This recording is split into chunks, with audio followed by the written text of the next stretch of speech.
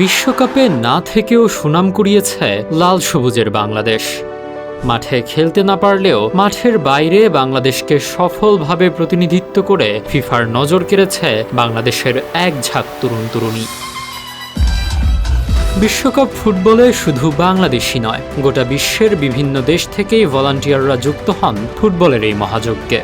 তবে এবারের ফিফা বিশ্বকাপ সফল করতে কানসাস, নিউ জার্সি, বোস্টন ও নিউ ইয়র্কের মতো শহরগুলোতে নিরলস কাজ করে আলাদাভাবে নজর কেড়েছেন বাংলাদেশিরা। কানসাসের মিডিয়া সেন্টারে দায়িত্ব পালন করা ঐশী, ফ্যানজনের ইভেন্ট ব্যবস্থাপনায় সাখাওয়াত হোসেন কিংবা স্টেডিয়ামের দায়িত্বে থাকা ইজাজ আসিফ, সবাই নিজ নিজ জায়গায় রেখেছেন যোগ্যতার উজ্জ্বল স্বাক্ষর।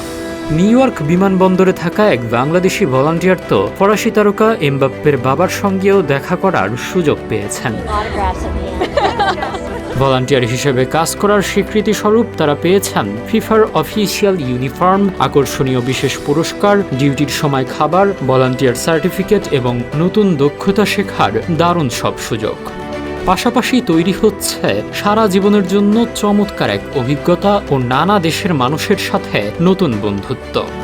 এর আগে 2022 বিশ্বকাপেও বাংলাদেশি ভলান্টিয়াররা তাদের অসাধারণ নিষ্ঠা ও কাজের মাধ্যমে বিশ্বমঞ্চে ব্যাপক আলোচনায় এসেছিলেন।